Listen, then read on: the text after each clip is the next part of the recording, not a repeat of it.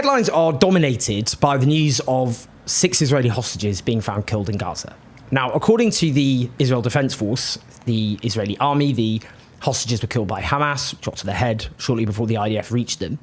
Hamas deny that and say they were killed by Israeli military activity. Now, as I've said from the beginning, taking hostages is a serious war crime. If Hamas killed them, that's a more serious war crime still. Presumably that would be to stop them being captured alive, if that's true. War crimes are war crimes, regardless of the situation and dynamic. We do know that in other cases, many of the Israeli hostages have been killed by the Israeli state carpet bombing Gaza, or indeed shooting dead hostages, including those hostages who were waving white flags and yelling in Hebrew for help. Israel has killed far more of its own hostages than it has rescued. Now, Benjamin Netanyahu, the Israeli Prime Minister, has used this news to declare that Hamas doesn't want a deal. Now, this, from him, is quite something. Even the Israeli military is blaming Benjamin Netanyahu for the deaths of these hostages because of his refusal to agree to, and indeed his deliberate thwarting of a ceasefire deal which would free the Israeli hostages, and I would note the Palestinian hostages, I'll talk about them, and end the mass slaughter of the Palestinian people. 3 of the hostages, it should be noted, were on a list to be exchanged in the latest ceasefire deal, but Netanyahu refused to accept the deal. A general strike has now been called in Israel to demand a hostage deal. Mohammed Shahada, a Palestinian analyst and the chief of communications at Euromed Monitor, a human rights NGO, I've interviewed him, brilliant guy. He shares various Israeli headlines as examples. Reverse Netanyahu, reverse military pressure doesn't return abductees, it kills them, is one headline. Another is a dramatic change for the worse in the abductees' chances of survival. The state of Israel condemns them to death. Another, the claim that only military pressure will bring back the abductees was never true. It goes on. Now, more to the point, the Israeli cabinet descended reportedly into a shouting match between the defense minister Yoav Gallant and Netanyahu. Bear in mind, the International Criminal Court chief prosecutor has issued requests for arrest warrants for war crimes and crimes against humanity for both. According to the media outlet Axios, Gallant had pushed for some sort of deal, declaring that the deal wasn't just about the release of the hostages, but also a quote-unquote strategic juncture for Israel. He reportedly said if the Israeli government chooses a path that leads to a deal, it could decrease regional tensions with Iran and Hezbollah and allow Israel Defense Forces to regroup, rearm, rethink its strategy and shift its focus from Gaza to other regional threats. He goes on, but if Israel chooses not to go for a deal, it would leave the IDF bogged down in Gaza while exacerbating tensions across the Middle East that could lead to a regional war while the IDF's focus is elsewhere. So there you have it. What you have there isn't a moral case, obviously, being made by Yoav Gallant. He was himself a war criminal. This is realpolitik, a fear that the most extreme course will lead to strategic catastrophe for Israel. Now, to be clear about what Netanyahu is proposing, he's demanding indefinite control of the Philadelphia corridor on the Gaza-Egypt corridor, policed by Israeli troops, which is opposed not just by Hamas, but by Egypt as well. He's appointed a chief Gaza officer in charge of, for example, food and fuel supply. In other words, a governor for the indefinite occupation of Gaza by the Israeli state. Now, going back to Axios, this outlet claims that the official said Gallant then interjected and accused Netanyahu of forcing maps of Gaza on the IDF, despite the fact that the military's position is it can mitigate the risk of withdrawing forces from the area in order to reach a hostage deal. It then says that Netanyahu got mad, banged his hand on the table, accused Gallant of lying, and announced he was bringing the maps to a cabinet vote on the spot, according to the Prime Minister's aides. He then says Gallant responded with a sharp attack of his own. As the Prime Minister, you were authorised to bring to a vote any decision you want, including executing the hostages. Quite something. Essentially arguing that Netanyahu is responsible for the deaths of the hostages to come. He then argued we have to choose between Philadelphia, the Philadelphia corridor, which I'll come on to, and the hostages. We can't have both.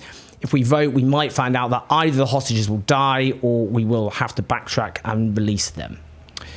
Now, the Times of Israel headline is blunt. Netanyahu tells ministers he prioritises Philadelphia over hostages, horrifying Gallant. Now, the ceasefire deal is nonsense in any case. It means a temporary pause in fighting, release some of the Israeli hostages in exchange for Palestinian hostages, which I'll explain, then resume the fighting, with Gaza divided into 2, civilians prevented from returning to their homes in the north, the border with Egypt taken over by Israel, and then an indefinite occupation for Israel to wage its genocidal war with the impossible war aims of destroying Hamas. And that point about the Philadelphia corridor, I think, is key, that Israel keeps indefinite control of the border with Egypt. Just shows that the designs here are for Gaza to fall under the indefinite occupation and eventually annexation, like the West Bank of Gaza. Now, Israeli negotiator and author Gershon Baskin has written a tweet yesterday morning which refers to his previous back-channel negotiations with Hamas in 2006, where he played an instrumental role in the release of Gilad Shalit, an Israeli soldier who'd been taken hostage. He then adds, in May of this year, I managed to convince our system to activate me again. I started sending messages and receiving answers officially and directly. But after 2 weeks, the system informed me to stop. In my estimation, Netanyahu found out that I was operating a direct and secret channel that was very much active, and he did not want such a channel. About 2 weeks ago, the Hostage Families Forum asked me to try to conduct a direct negotiation with Hamas on their behalf. That's what I did. And within 2 weeks, I obtained agreement to a 3-week deal, the release of all 107 hostages, the end of the war, an Israeli withdrawal from Gaza, and an agreed release of the names and numbers of Palestinian prisoners. The entire Hamas leadership agrees to this outline, but Netanyahu does not want to end the war. This is the situation today, Saturday, August the 31st, 2024. It is abundantly clear that Netanyahu has prevented a ceasefire deal, has no interest in one, and wishes to wage a genocidal war to the end, even if that means sacrificing all the remaining Israeli hostages in Gaza. Now, the statement by Democratic nominee and Vice President of the United States, Kamala Harris, is instructive.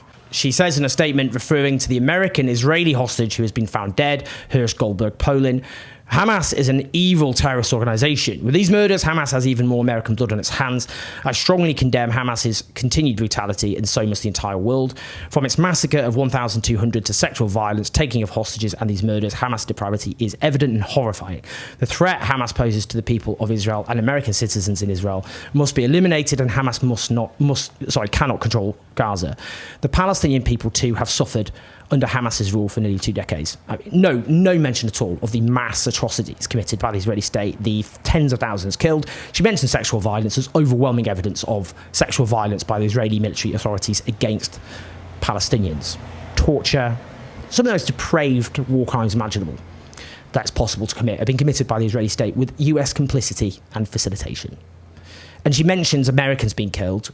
I mean, we've had several Americans killed going back to Rachel Corrie, for example, the American activist who was killed by the Israeli military. But, an American was shot in the West Bank the other week. We've had earlier this year a Palestinian American killed. We had the Palestinian American Al Jazeera journalist Shireen Abu Akleh, who was killed last year. I mean, we could go on. We don't see her speaking in those terms about American citizens killed by Israel, do we?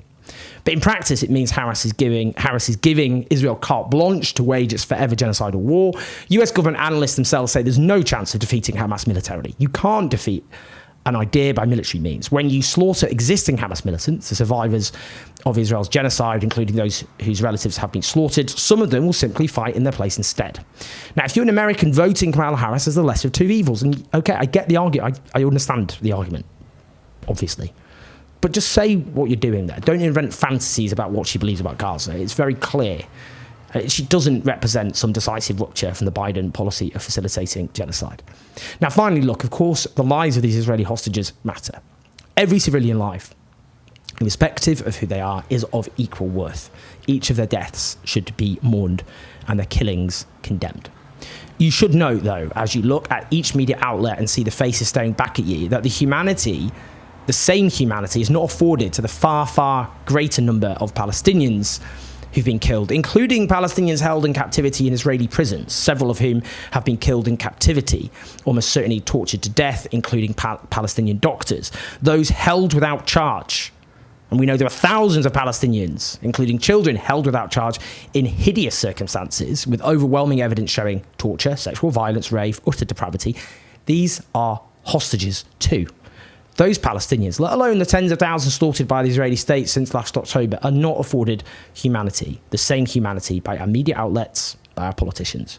The world is once again told in no uncertain terms that Palestinian life does not matter.